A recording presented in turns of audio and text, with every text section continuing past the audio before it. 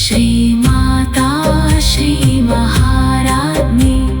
श्रीमत्सिंहासनेश्वरी चिदग्निकुण्डसम्भूता देवकार्य समुद्यता। ఈ శ్లోకానికి ఇప్పుడు భావార్థ వివరణ చూద్దాం. శ్రీమాత అనగా పరమాత్మ యొక్క చైతన్య శక్తియే యోగమాయని, ఆదిపరాశక్తి అని, మూల ప్రకృతి అని, శ్రీలలితాంబయని ఆరాధింపబడుచున్నది. వాస్తవముగా పరమాత్మకు పరాశక్తికి భేదమేమియును లేదు. ఆమె నుండియే సకల సృష్టియును ఉద్భవించెను. ఆ మాత బ్రహ్మరూపమున సృష్టించి విష్ణురూపమున ఆ సృష్టిని పాలించి పోషించి శివుని రూపమున దానిని తనలోనికి ఉపసంహరించుకొనును. ఈ మహాశక్తినే శ్రీవిద్యగను శ్రీచక్రస్వరూపినిగను లోకులు ఆరాధించెదరు. ఈ వైష్ణవీ శక్తి అనగా విశ్వవ్యాప్తమయ్యున్న శక్తి సర్వజగత్తులకు సకల జీవరాశులకు తల్లి కావున శ్రీమాత అన్నారు. శ్రీ మహారాజ్ని అనగా తన అధీనమునందుండు సర్వ ప్రజలను పాలించువాడు మహారాజు. అతడు సకల ఐశ్వర్యవంతుడు సర్వశక్తిమంతుడు అయ్యుండును. శ్రీమాత విశ్వమంతటిని పాలించి పోషించు సర్వశక్తి స్వరూపిణి కావున మహారాజ్ని అని స్తుతింపబడును. శ్రీమత్ సింహాసనేశ్వరి అనగా పాలించు ప్రభువునకు ధర్మపీఠమైన ఒక సింహాసనము ఉండాలి. శ్రీమాత సింహాసనము సామాన్యమైన సువర్ణ రజతాసనము కాదు. బ్రహ్మ, విష్ణు, రుద్ర, ఇంద్రులు 4 కోళ్లుగను, మహేశ్వరుడే ఆసనపీఠముగను, యంత్ర, మంత్ర, తంత్ర, మంత్రపూతమగు అసమాన శ్రీచక్రమే ఆసనముగను ఏర్పడిన దివ్య సింహాసనమది. శ్రీమాత, శ్రీ మహారాజ్ని, శ్రీమత్ సింహాసనేశ్వరి అను 3 నామముల ద్వారా తల్లి యొక్క సృష్టి, స్థితి, లయకార్యములను సూచించిరి వసిన్యాది వాగ్దేవతలు. చిదగ్నికుండ సంభూత అనగా చిదగ్నికుండములో నుంచి ఆవిర్భవించినది శ్రీమాత. చిత్ అనగా చైతన్యశక్తి, చిదగ్ని అనగా జ్ఞానాగ్ని. జ్ఞానాగ్ని వలన అజ్ఞానము, అవిద్య దగ్ధమైపోయి ఆత్మ సాక్షాత్కారమవుతుంది. ఆ ఆత్మస్వరూపమే అమ్మ. ఆ చిదగ్ని కోటి సూర్యుల తేజస్సుతో ప్రజ్వలించును.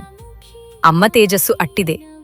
దేవకార్య సముద్యత అనగా ఆ దేవి దేవకార్యమును నిర్వహించుటకు ఉద్యుక్తురాలై చిదగ్నికుండము నుండి ఉద్భవించును. ఏమిటా దేవకార్యము? దుష్ట శిక్షణ, శిష్టరక్షణ కొరకై తాను సంభవించుచుందునని భగవంతుడు చెప్పెను కదా. దుష్టుల దుండగముల నుండి శిష్టులను ఆదుకొని రక్షించి లోక కళ్యాణము చేయుటయే ఆ దేవకార్యము. శిష్టులు సహజముగా సాత్వికులు, ధర్మభీరువులు. దుష్టుల దుండగములను ఎదుర్కొను శక్తిలేనివారు. అందుచేత భగవంతునే ఆశ్రయించెదరు. అట్టి భక్తుల ఆర్తిని తీర్చుటకే అమ్మ ఆవిర్భవించెను. మన మనస్సులో ఆసురీ ప్రవృత్తి అధికమై సౌమ్యత్వం సన్నగిల్లుచున్నట్లు అనిపించున్నప్పుడు అమ్మను శరణువేడినచో మన హృదయ చిద్దగ్నియందు ఆమె ఉద్భవించి ఆసురీ ప్రవృత్తులను అణచివేసి మనలోనున్న ఇంద్రియాది దేవతలను ఉత్తేజపరచి ఎదుర్కొనుటకు శక్తినిచ్చును.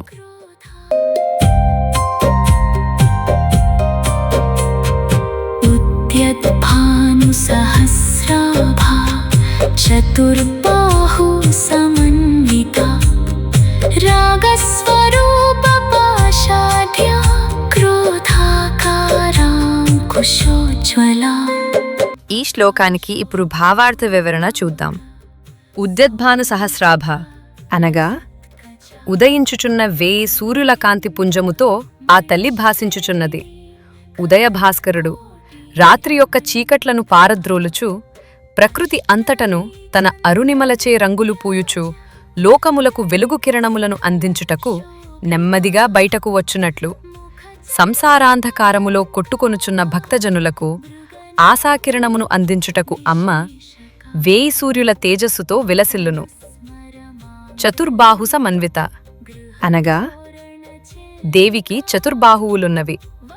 ఆ బాహువులతో ఆమె విశ్వసంరక్షణము గావించుచున్నది.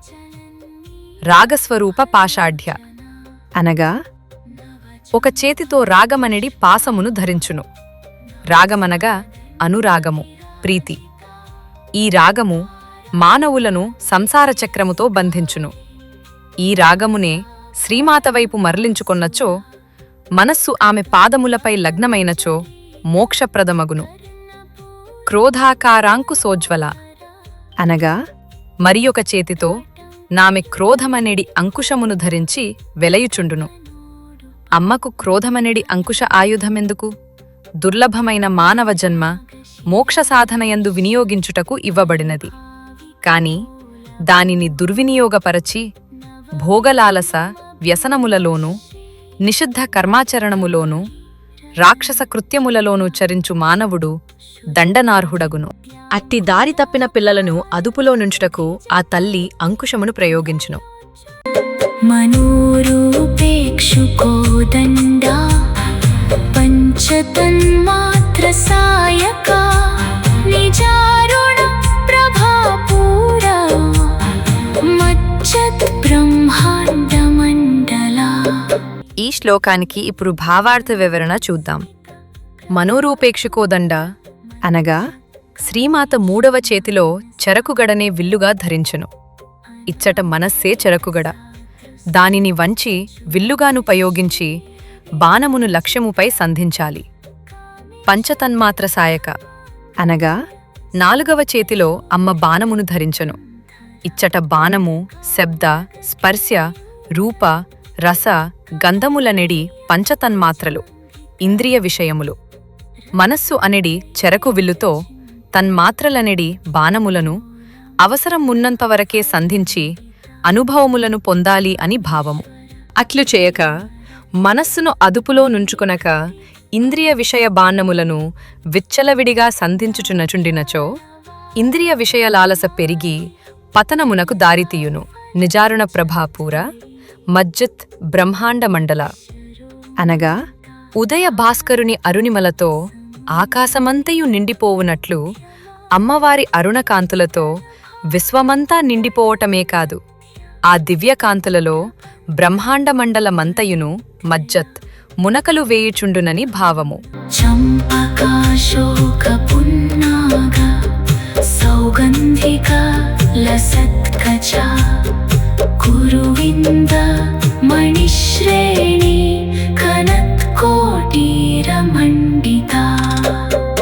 ఈ శ్లోకానికి ఇప్పుడు భావార్థ వివరణ చూద్దాం. చంపకాశోక పున్నాగ సౌగంధిక లసత్కచ అనగా చంపక, అశోక, పున్నాగ, సౌగంధిక అనే దేవలోకపు పుష్పములతో అలంకరింపబడిన ఆ తల్లి కేశపాశము యొక్క పరిమళము నలువైపులా విస్తరించినది. కురువిందమణి శ్రేణి కనత్కోటీర మండిత అనగా పద్మరాగ మణులలో శ్రేష్టమైనవి కురువిందములు. ఇతర మణులతో పొదగబడిన సువర్ణ కిరీటము ఆ తల్లి శిరస్సుపై భాసిల్లుచున్నది. అష్టమీ చంద్ర విభ్రాజ దళికస్థల శోభిత ముఖ చంద్ర కళంకాభా భృగనాభి విశేషక. ఈ శ్లోకానికి ఇప్పుడు భావార్థ వివరణ చూద్దాం. అష్టమీ చంద్ర విభ్రాజ దళిక స్థల శోభిత అనగా 15 తిథులలో మధ్యది అయిన అష్టమీ తిథినాడు చంద్రబింబము శుక్లపక్షములోను బహుళపక్షములోను ఎట్టి మార్పును లేకుండా ఒకే విధమైన కడలతో నుండును. అదేవిధముగా అమ్మవారి నుదురు అనుగ్రహ ఆగ్రహములయందును ఎట్టి మార్పును లేకుండా ప్రకాశించుచుండును.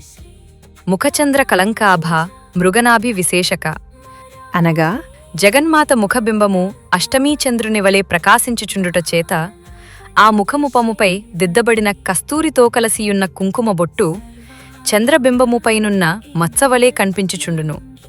రాబోయే ఎపిసోడ్లో మరిన్ని శ్లోకాలు మరియు భావార్థ వివరణలు చూద్దాం. ధన్యవాదములు. Please subscribe our channel.